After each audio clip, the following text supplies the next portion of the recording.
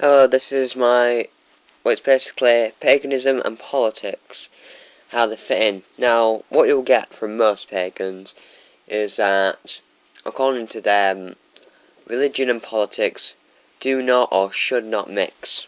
I respectfully disagree, especially when you look at, perhaps, Starhawk, famous author, very famous, and she's a political activist herself. And she has, especially in stuff like the branch she practices called reclaiming, it comes into a lot of ecology and environmentalism. But to be truthful, pagan branches and pagan people will never truly get politics out of the system. There's no way they can. So I'm basically going to explain in this video the political ideologies that have come about and how some are in paganism and some are not. Now, it must be learnt, and it must be, stated down that you ask 1,000 different people what their pagan beliefs are, you'll get 1,000 different answers. Politics is exactly like that because everybody is individual in paganism. Some, like a lot of the Reconstructionist branches, will stay onto a set place of rules. But then you'll also get mix-ins, which aren't Reconstructionist religions, but you'll get like Norse Taoists or Norse Buddhists. You'll get people mixing in Eastern and all sorts of different religions into their own Norse or Celtic or Slavic Baltic religion. So the first one I'm going to go on to is anarchism, or anarchy.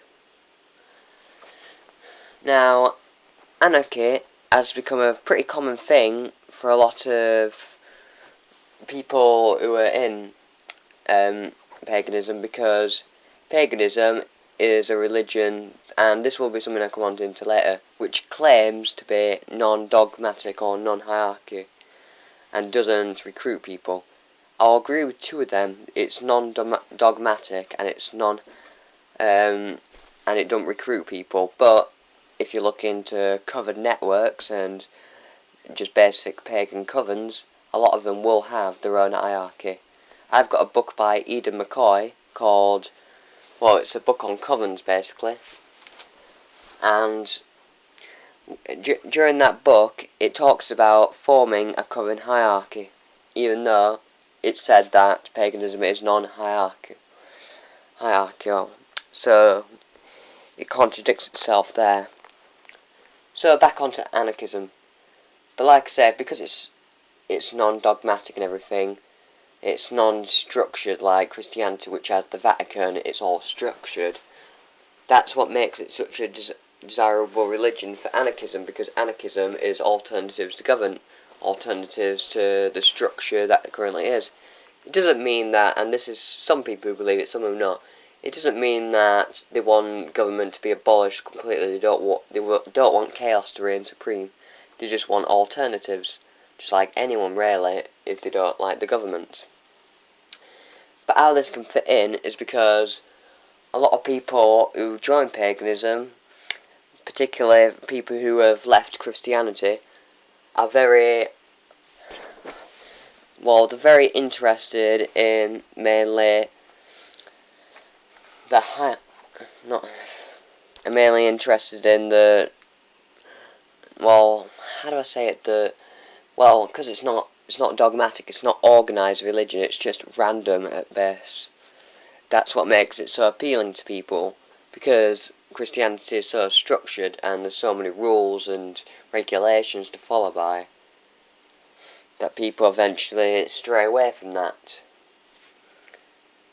That's not the only reason, obviously, because you get branches of anarchism which appeal to different people. Some, I know, are particularly interested in environmentalist anarchism, so that means that they hate any structure or corporatist idea that basically destroys nature. So the tar sands blockade, which is supported by quite a few pagans, a lot of environmental causes would be supported because they're fighting against a lot of structured, basically, global warming, well, pro-global warming groups. And then there's also primitivist anarchism, which I think really appeals to a lot of people, because it's basically not going back from structured government, it's going back from structure altogether. It's going back to our basic roots, where we come from.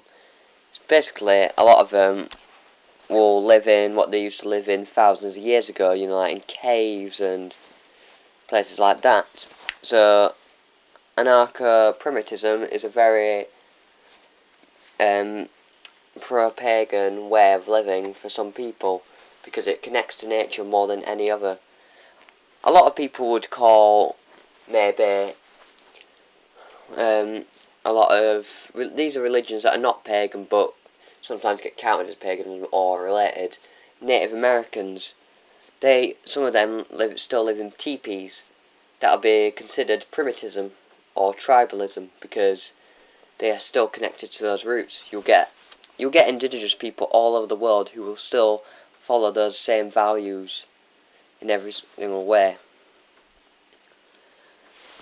So my videos have gone quite long already, and I don't want to lose time doing it on every single one, so I'm basically going to split this up into sections. So this one is paganism and anarchism.